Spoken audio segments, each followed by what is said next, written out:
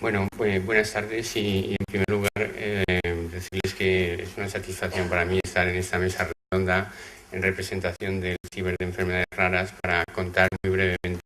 qué es lo que hacemos desde un punto de vista genético de cara a un mejor diagnóstico, prevención y tratamiento de estas enfermedades.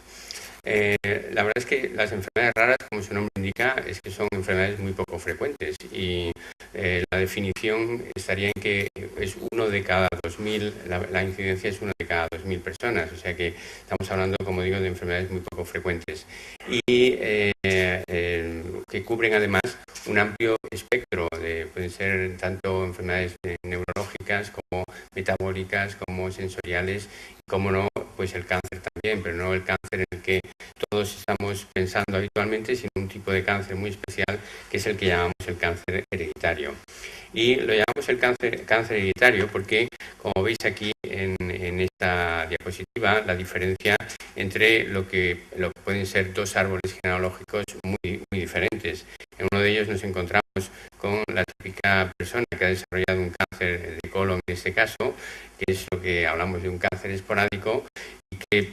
muy frecuente. Yo creo que todos en nuestras familias tenemos a alguien que ha desarrollado un cáncer. Mientras que si veis en el lado derecho, pues el árbol es totalmente distinto, puesto que, aun siendo también un cáncer de colon, pues hay diferentes miembros a lo largo de varias generaciones que van desarrollando ese cáncer. Y esto es debido, pues que, como todas las enfermedades genéticas, de base genética mendeliana, pues existe un gen que está mutado en esta familia y que se va transmitiendo de una generación a otra, confiriendo en las personas que heredan este gen pues una alta susceptibilidad a desarrollar el cáncer.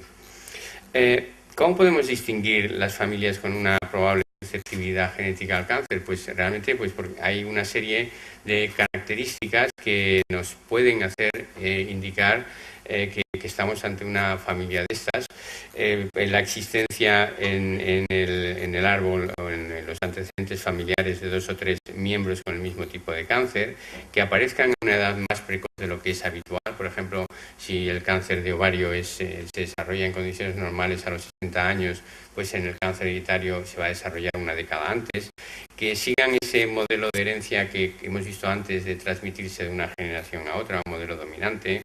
Que aparezca de forma bilateral en órganos pares, como puede ser en mama, que es muy frecuente la bilateralidad, o en riñón, que haya una bilateralidad, en cáncer renal bilateral. Y luego también tenemos otro grupo que está asociado los tumores con defectos congénitos. Estos son síndromes ya de malformaciones congénitas que cursan también con el desarrollo o una alta probabilidad de desarrollar un cáncer y, por supuesto, descartando exposiciones externas.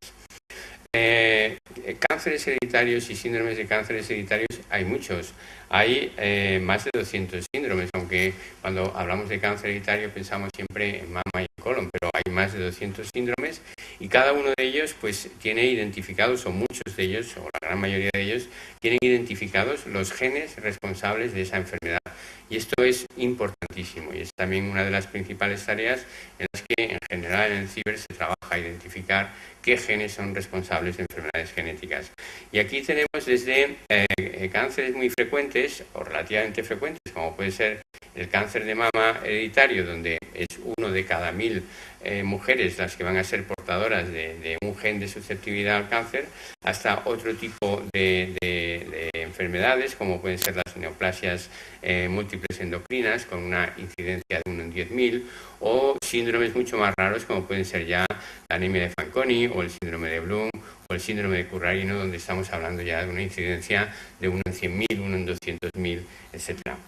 Yo voy a mostrar muy brevemente 2 ejemplos de qué es lo que se puede hacer como en los estudios de estos cánceres y por qué es tan importante conocer el gen responsable de la enfermedad y poder realizar lo que llamamos los test genéticos o las pruebas genéticas. Porque, ¿qué beneficios nos va a aportar? Pues los beneficios es que van a identificar los portadores de mutación en una familia, aunque en ese momento que se les estudia estén totalmente asintomáticos, sean sanos. En segundo lugar, una vez identificados, pues se va a poder programar y hacer un mejor manejo clínico del paciente con bien sea entrando en un protocolo de seguimiento clínico, bien sea mediante tratamientos que puedan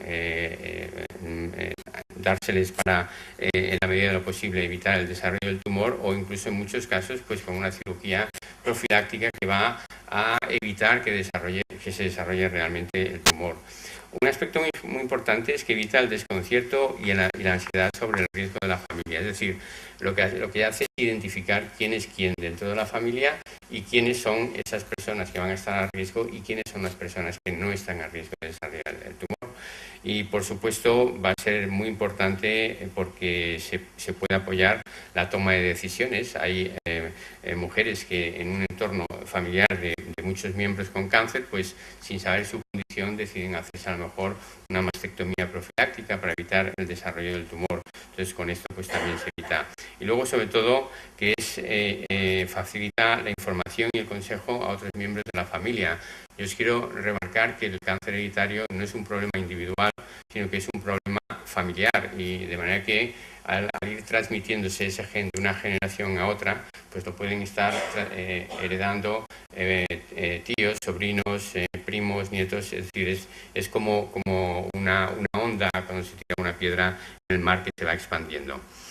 Este es uno de los ejemplos a los que hacía referencia, un ejemplo de una familia con cáncer de mama hereditario, en el que se ha identificado ya una mutación en esta familia. Sabemos que tiene un gen alterado, que como veis hay muchos miembros, muchas mujeres que han desarrollado cáncer de mama, hay también mujeres que han desarrollado cáncer de ovario, y esta persona que está sana pues quiere saber qué va a ser de ella, o sea, qué puede esperar, ¿no? Lo primero, antes de hacer el estudio, lo que hay que decirles es que tiene un 50% de probabilidades de haber heredado este gen alterado. De manera que si es un 50%, tendrá un 50% de probabilidades de heredarlo y estar a riesgo de desarrollar la enfermedad. Sin embargo, también hay que insistir en que el hecho de ser portadora de esta alteración genética no significa que en el 100% de los casos se vaya a heredar el tumor. Hoy día, pues ya a través de muchos estudios sabemos que el riesgo la probabilidad es de un 60% a lo largo de la vida de cáncer de mama y de un 20% de cáncer de ovario, desarrollar cáncer de ovario. Es una cifra muy alta, pero no es el 100%, como digo. Y luego que tiene también una probabilidad de transmitir a su descendencia un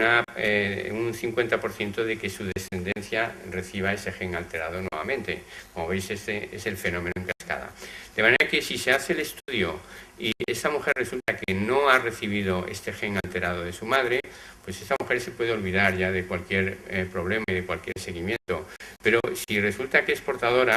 era lo que os comentaba antes, se puede aplicar un mejor manejo clínico y un mejor seguimiento clínico de la paciente, entrando en protocolos ya de vigilancia, donde periódicamente, pues anualmente se le va a hacer mamografías, salpingografías, etcétera. Puede entrar en ensayos de quimioprevención que estén en fase de investigación o de ensayos clínicos, o puede, si ella lo decide libremente, pues practicarse cirugía profiláctica, pues sabiendo y siendo consciente de su condición y de su estatus. Este es otro ejemplo de tumores raros muy poco frecuentes, que es un síndrome de Currarino,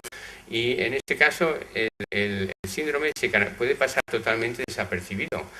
porque lo único es que se caracteriza por un estreñimiento crónico que se debe a malformaciones anorrectales o a la presencia de unas masas presacras que pueden degenerar y pueden dar lugar a un tumor maligno. Y aquí tenéis, en esta figura se ve muy bien esta masa presacra, como está apretando toda la zona anorrectal y provocando este estreñimiento crónico, como digo. Pues bien, esto es una familia con uno de estos síndromes, y la primera persona que acudió fue la madre de este chico que acababa de fallecer, porque había desarrollado un teratoma maligno y había fallecido como consecuencia del tumor. Y poco por la definición, características y tal, ante la sospecha de que fuera un síndrome y como se conocía el gen, se conoce el gen responsable de la enfermedad, pues se le hizo el estudio genético, se confirmó que era un síndrome de Currarino porque el gen estaba alterado, y a partir de ese momento se empieza a hacer el estudio a todos los miembros de la familia que pueden estar a riesgo, es decir, los parientes de primer grado y en su defecto de segundo grado. Y bueno, pues aquí salen una serie de casos positivos y en esos casos positivos ya el siguiente paso es hacer un estudio radiológico para identificar aquellos que pueden tener esta masa presacra, que puede pasar desapercibida, pero que puede degenerar en un momento determinado. Y aquí tenéis dos individuos que después de hacerse la radiología se identificaron esas masas, gracias, y mediante un tratamiento quirúrgico se elimina el riesgo de desarrollar el tumor. Es decir, conociendo el gen se puede prevenir el desarrollo de la enfermedad. Bueno, como conclusiones a esto en general es que a pesar de que los síndromes de cáncer hereditario son infrecuentes a nivel individual, no lo son en su conjunto. Habéis visto que he hablado de más de 200 síndromes y que desde luego para alguien que sospecha que puede tener un síndrome de estas características es importantísimo que acuda a las consultas de asesoramiento genético de cáncer familiar, porque aquí es donde realmente van a poder confirmar o esa sospecha de cáncer hereditario. Los test genéticos permiten este diagnóstico, saber quién es quién en las familias, establecer medidas de seguimiento oportuno, y quería terminar pues insistiendo en que la investigación en enfermedades raras, en este caso en síndromes de cáncer hereditario, pues indudablemente permite avanzar no solamente en el diagnóstico y prevención, sino también en el tratamiento de estas patologías. Nada más, esta es la foto del grupo, es una foto ya un poco antigua, pero trataremos de que desde el CIBER ir renovándolas periódicamente. Muchas gracias a todos.